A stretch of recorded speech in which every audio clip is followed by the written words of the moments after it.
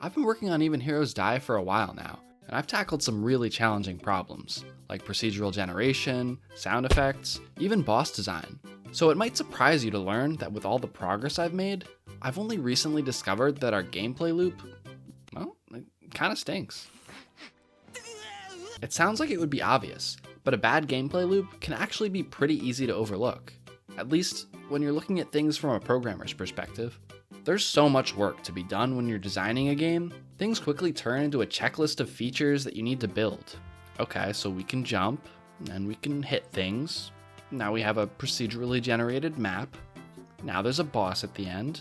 But just because these mechanics work in isolation, doesn't mean they fit together in a way that feels satisfying for the player. And as a creator, it's so easy to become biased by your own pride in your work. You might be incredibly proud of the game you've built, but that doesn't make it fun. One of my favorite things about Even Heroes Die, and what I think makes it unique, is its non-linearity and Metroidvania-like progression within each run. Most roguelites kind of slot you into a level-based system, not really letting you backtrack to areas once you move past them. Here, you start each run with a clean slate, and you can go in any direction you like. You can find new abilities and tools, like a double jump or a boomerang. These allow you to better explore the world. You can find vials, which lower your curse meter and allow you to live longer, thus allowing you to explore more. And you can find gems. You can spend these to buy vials or power-ups, which, as we've established, help you explore. Okay, so everything you find helps you explore. Nothing wrong with that. But what's the player's actual goal here? You're trying to find 3 dungeons and defeat the boss within each, giving you access to the final boss. And therein lies our conflict. All the player really wants to do is beat the bosses. Why go off the rails exploring if all you'll get is the ability to explore more? It's like that one teacher that rewards you for doing summer reading with a gift card to Barnes & Noble. So as things stood, any extra exploration just served as a distraction from the player's main goal. And when I started to look at the game from this angle, this procedurally generated world that I was so proud of creating felt more like frustrating padding. Now, I don't think I'm the first game dev this has happened to. It's all too easy to get caught up in the excitement, designing and adding new features, without stopping and thinking about how it all fits together. You might start to think, if I can just add these new features to my game, surely then it'll be fun. And that's not always the solution. But in this case it was. What Even Heroes Die so desperately needed was a better reward for exploration. One that would help players achieve their primary goal. And that's how I came up with something. Something genius.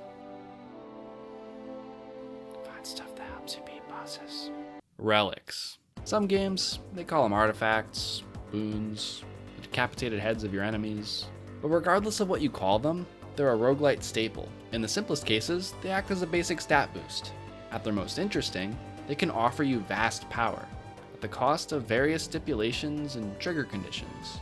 They can be completely useless, or even a detriment, but if used correctly, they can make you feel like you've broken the game. Half of the fun of these games is taking all of the insane relics that the game throws at you and devising a way to somehow make it all fit together.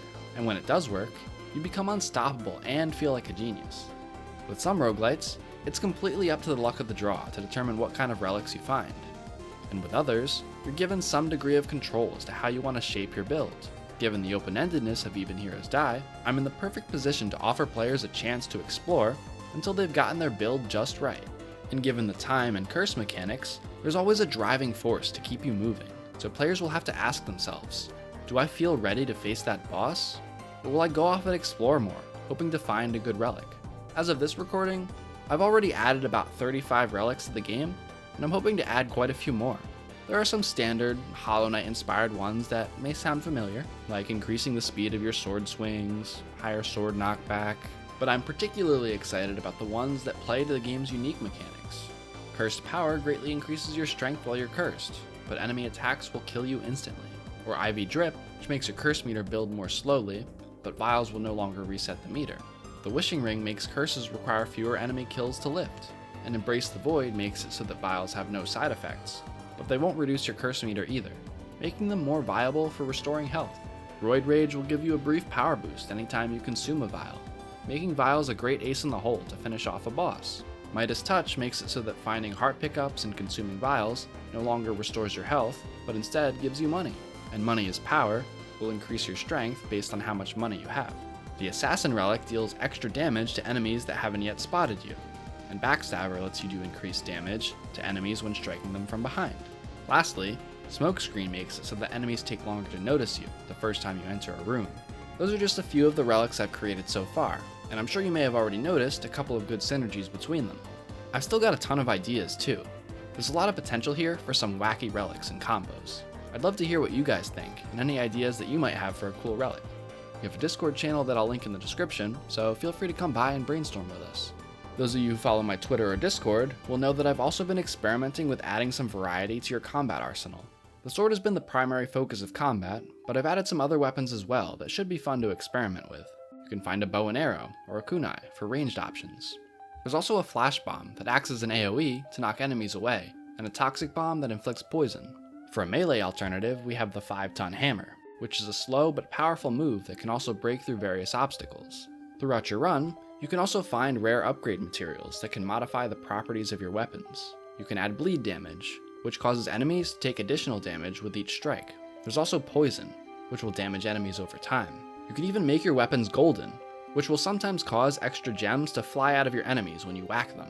You can upgrade your weapons with these properties by bringing upgrade materials to the blacksmith. You can only upgrade a weapon a certain number of times, so you'll have to think carefully about what bonuses to give to each weapon.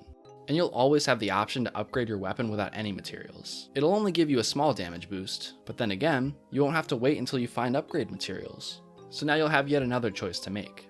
Will you seek instant gratification with a small attack boost right away? Or will you save that precious upgrade slot until you found a resource that gives it the properties that you're looking for? Between the addition of these weapon upgrades and relics, we now have plenty of ways to power up your character and shape your build. I know I focused a lot on the relics and weapons, but there are also a ton of little things that I've been working on too.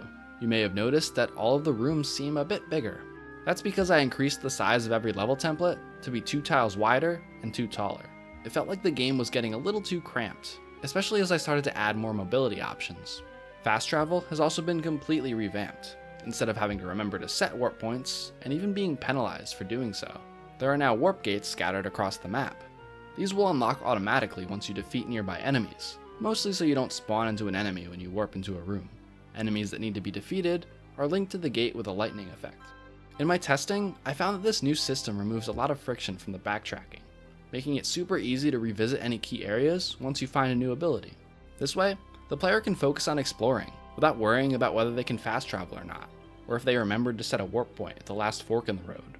After all, if it's something I expect or want the player to do often, it better not be tedious. And that just about wraps it up for today. There's still a lot of small changes to show, but I think they're best left for later. Or better yet, I'm working on yet another new demo that will hopefully be released by the end of the summer. There won't be any new areas, but rather, the focus will be on all of the new gameplay mechanics that I've been working on. It's getting to a point again where I almost don't want people to play the current demo, because I've fixed and polished so many things. But until then, you can support the project by wishlisting it on Steam, and if you liked the video, please give it a thumbs up and subscribe to stay up to date with the project. For smaller, weekly updates, be sure to also check out Even Heroes Die's Twitter page and Discord server. And as always, thank you very much for watching, and I'll see you in the next one.